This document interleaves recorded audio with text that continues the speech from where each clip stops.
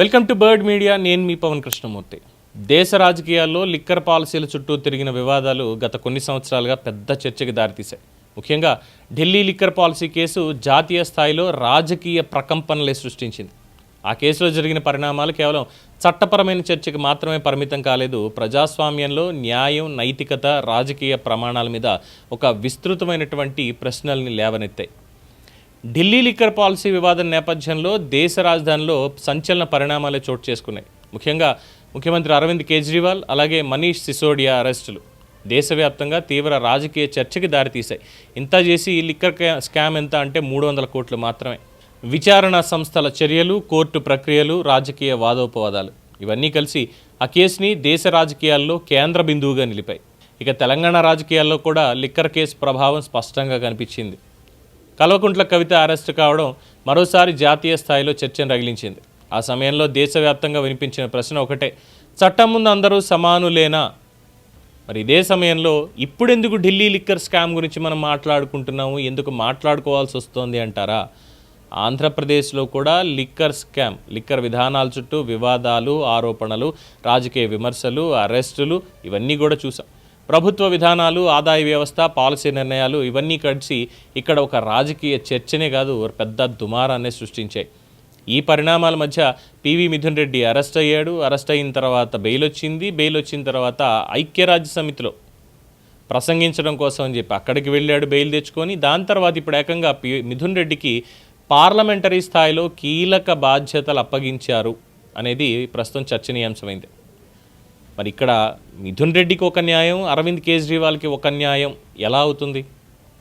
Delhi liquor కేసులోనేమో విచారణలు, అరెస్టులు, కఠిన చర్యలు ఏకంగా దేశవ్యాప్తంగా చర్చలు అయిపోయాయి, అరెస్టులు అయిపోయాయి. అక్కడ కనీసం వయస్సుని, అనారోగ్యాన్ని వీటిని కూడా పట్టించుకోవాలి. మరి ఇక్కడ ఆంధ్రప్రదేశ్లో చూస్తే అదేమో 300 కోట్ల రూపాయల స్కామ్, లేదు మ్యాక్సిమం 500 కోట్లు అనుకుందాం. ఆంధ్రప్రదేశ్ దగ్గరికి వచ్చేసరికి 4,000 కోట్ల రూపాయల స్కామ్. మరి ఈ 4,000 కోట్ల రూపాయల స్కామ్లో అరెస్ట్ అయినటువంటి ఎంపీ మిథున్ రెడ్డికి అధికారిక బాధ్యతలు అప్పగించారు. చట్టపరంగా మేబీ తప్పు కాకపోవచ్చు, కానీ ప్రజాస్వామ్యంలో ప్రతి నిర్ణయం చట్టపరమైనటువంటి కోణంలోనే అంచనా వేయాలా? ఈ ప్రశ్న వస్తుంది. కానీ సమాధానం ఇంతకీ ఇప్పుడు మిథున్ రెడ్డికి ఇచ్చినటువంటి పదవి ఏంటి అంటారా? దీని మీద ఎలివేషన్స్ కూడా ఇస్తున్నారు, చాలా గట్టి ఎలివేషన్స్. ఏ ఎలివేషన్స్ అని చూస్తే, The India-Baltics Parliamentary Friendship Group is a specialized cross-party body of lawmakers established by the Lok Sabha Speaker Om Birla in February 2026 to enhance diplomatic relations, strengthen bilateral ties and facilitate direct dialogue between Indian members of parliaments and their counterparts in the Baltic nations, Estonia, Latvia and Lithuania. ఈ 3 దేశాలకి సంబంధించినటువంటిది. ఇవి రష్యాకి పక్కనే ఉంటాయి, European countries. ఈ 3 కూడా చాలా చిన్న చిన్న దేశాలే. సో దీంట్లో మరి ఈ బాల్టిక్ పార్లమెంటరీ ఫ్రెండ్షిప్ గ్రూప్కి సంబంధించినటువంటి దాంట్లో మిథున్ రెడ్డికి కూడా బాధ్యతలు అప్పగించారు. ఈ అప్పగించినటువంటి దానికి ఏం చెప్తున్నారో తెలుసా ఎలివేషన్? మిథున్ రెడ్డిని ఈ మొత్తం గ్రూప్ని లీడ్ చేయడం కోసం నియమించారట లోక్సభ స్పీకర్ ఓం బిర్లా. సరే, దానికి సంబంధించినటువంటి ప్రెస్ మీట్ కూడా మనం చూస్తే లోక్సభ సెక్రటేరియట్ వాళ్ళు ఇచ్చినటువంటి దాని ప్రకారం, The friendship group brings together members of parliament from across all the political spectrum. Senior leaders including Sri Ravi Shankar Prasad, Dr. M. Tambidurai, Sri P. Chidambaram, Professor Ram Gopal Yadav, T.R. Balu, Dr. Kakoli Ghosh Dastidar, Sri Gaurav Gogoi, ఇలా చెప్పుకుంటూ పోతే బోల్డ్ ఉన్నాయి. ఇందులో ఆంధ్రప్రదేశ్ నుంచి ప్రాతినిధ్యం వహిస్తున్నటువంటి Shri PV Mithun Reddy, Peddireddy Venkata Mithun Reddy, వీళ్ళందరూ కూడా ఈ గ్రూప్ని లీడ్ చేయడం కోసం నియమించబడ్డారు లోక్సభ స్పీకర్ గారితోటి. ఇందులో ఎన్నో దేశాలు ఉన్నాయి. Some of the countries with whom parliamentary friendship groups have been constituted included Sri Lanka, Germany, New Zealand, Switzerland, South Africa, Bhutan, Saudi Arabia, Israel, Maldives, USA, Russia, EU Parliament, South Korea, Nepal, United Kingdom, France, Japan, Italy, Oman, Australia, Greece, Singapore, Brazil, Vietnam, Mexico, Iran and UAE. So ఇంతమంది దాదాపుగా ఒక 60 మందిని ఈ group form చేశారు. ఆ 60 మందిలో మిథున్ రెడ్డి కేవలం ఒకడు మాత్రమే.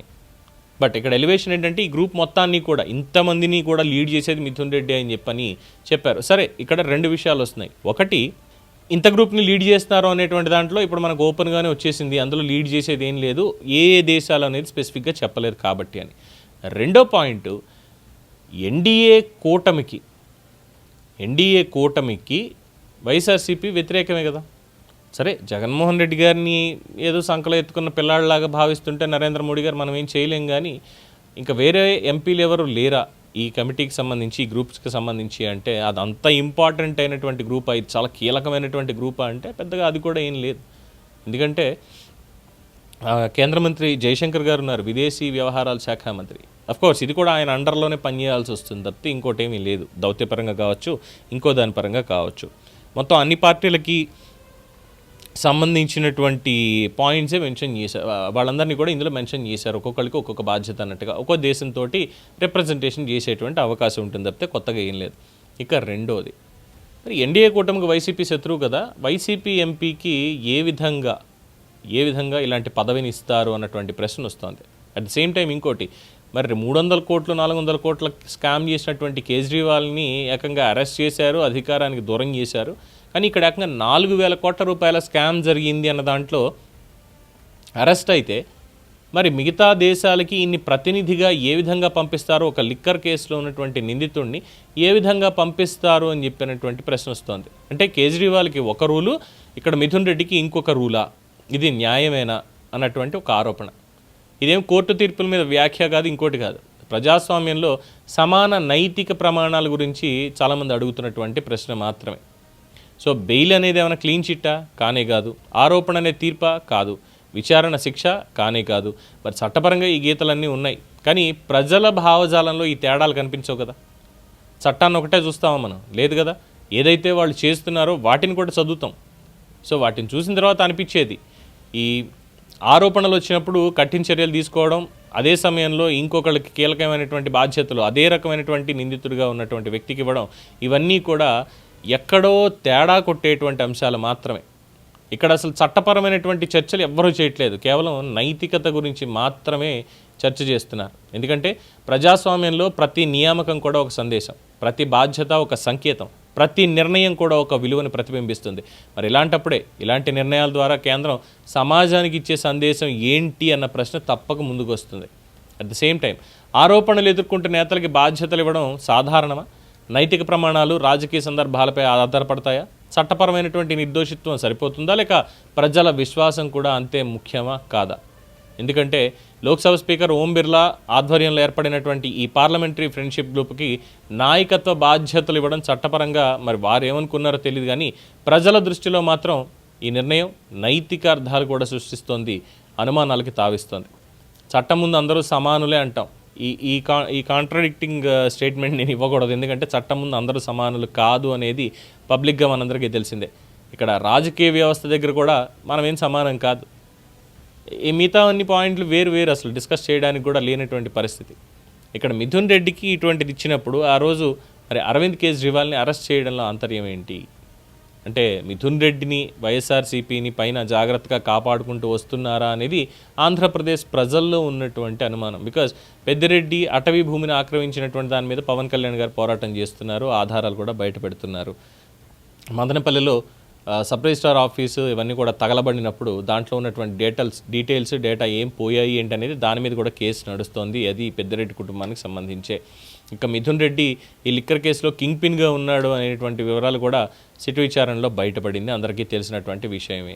మరి అలా ఉన్నప్పుడు వేరే దేశాలకు సంబంధించినటువంటి కార్యక్రమాలకి ఏ విధంగా పంపిస్తారు? ఇది ప్రజల్లో ఒక పెద్ద అనుమానంగా మిగిలిపోయింది.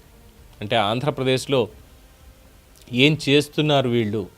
భారతీయ జనతా పార్టీ అంటే ఎన్డీఏ కూటమిలో మరి ఇలాంటి నిర్ణయాలు ఎవరిని అడిగి తీసుకుంటున్నారు అన్నటువంటి ప్రశ్న కూడా ఉత్పన్నమవుతోంది.